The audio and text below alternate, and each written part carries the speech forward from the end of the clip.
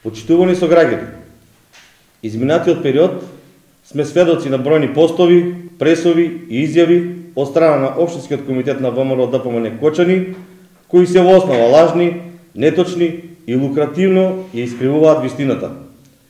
Имаме разбирање за нивните анализи, кои го прикажуваат огромниот страф од реализираните проекти во последните 2,5 години, период кога градоначалник на општина Кочани е Николчо Илиев, а централната власт предводена од Социјалдемократскиот сојуз на Македонија.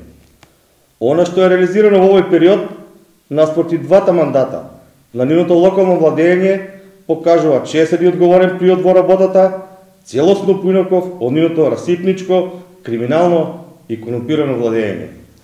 Светилките во трговскиот центар им ги оставаме тие да ги бројат, а ние секој ден ќе ги подсетуваме колку е урбан и побав овој простор.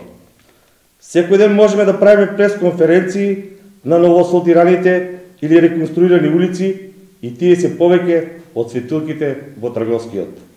Стоиме исправено пред големи проекти, кои говорат за залагањата на оваа власт, предводена од Социјалдемократскиот сојуз на Македонија, за подобрување на квалитетот и стандардите на живење во секој сегмент. Да подсетиме, во делот на социјалата, нова градинка и одобрени средства од владата за решавање на прашањето на домување на жителите од старата касарна.